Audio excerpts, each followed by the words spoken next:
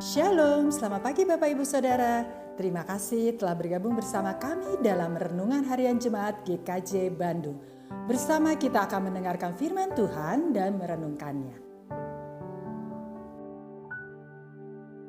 Selasa 10 Agustus tahun 2021. Bacaan firman Tuhan pagi hari ini diambil dari kitab Yesaya pasal 55 ayat 8 dan 9 yang demikian. Sebab rancanganku bukanlah rancanganmu dan jalanmu bukanlah jalanku. Demikianlah firman Tuhan. Seperti tingginya langit dari bumi, demikianlah tingginya jalanku dari jalanmu, dan rancanganku dari rancanganmu. Tema kita pada pagi hari ini adalah menyesuaikan rancangan Tuhan. Bapak Ibu Saudara-saudari, banyak orang yang bicara tentang Tuhan, tetapi apakah yang banyak bicara tentang Tuhan juga memiliki banyak bicara dengan Tuhan?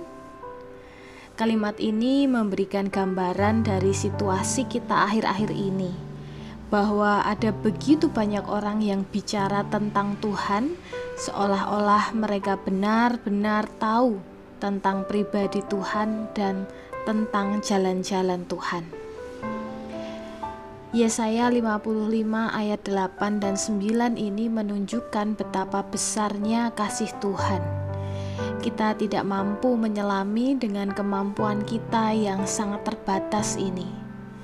Kita boleh hebat di dalam menggunakan banyak hal. Kita boleh hebat di dalam mengembangkan segala bidang. Tetapi tetap saja kita tidak akan pernah mencapai tingkat seperti Tuhan. Kita tahu bahwa Tuhan selalu rindu untuk memberkati dan menolong kita anak-anaknya.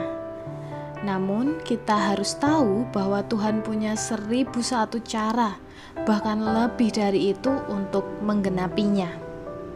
Seringkali cara yang Tuhan pakai itu ajaib dan tidak pernah terpikirkan oleh kita, tidak terselami oleh pikiran kita, bahkan tidak mampu dipecahkan dengan akal dan nalar kita. Ayat bacaan kita hari ini juga bicara tentang rancangan Tuhan yang terbaik. Tuhan punya rancangan atas kehidupan kita, yang seringkali rancangan kita tidak sejalan dengan rancangan Tuhan. Rancangan Tuhan adalah rancangan yang terbaik dan tidak pernah gagal untuk membawa kita kepada rancangannya. Salah satu pengalaman Nabi Yunus adalah contoh yang baik. Tuhan memerintahkan Nabi Yunus untuk pergi ke kota Niniwe untuk memberitakan pertobatan kepada kota itu. Tetapi Yunus malah merancangkan kehidupannya sendiri. Ia pergi ke Tarsis dengan sebuah kapal yang kemudian terjadi adalah ombak badai menerjang kapal yang ditumpangi Yunus. Mereka berteriak pada masing-masing tuhannya sambil membuang muatan kapal untuk meringankan beban kapal. Dan pada akhirnya kita tahu bahwa Yunus dilempar ke laut, dimakan ikan, dan kemudian dimuntahkan di daratan Niniwe. Sejauh apapun Yunus ingin lari dari kota Niniwe, ternyata Tuhan tetap menetapkan dia untuk sampai di kota Niniwe. Dan Bapak Ibu yang terkasih, sejauh mana kita intim dengan Tuhan? Sejauh mana kita melekat dengan Tuhan sehingga kita mengerti rancangannya di dalam kehidupan kita masing-masing?